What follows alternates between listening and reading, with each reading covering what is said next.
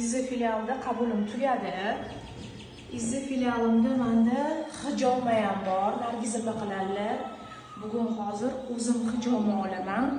Hurmatli ayollar, hijoma nimaga kerak? Odam organizmiga o'zi zulu hijomani nima foydasi bor? Hozir Nargiz opamdan so'raymiz. Keyin o'zim mazza hijoma olaman. Ketdik.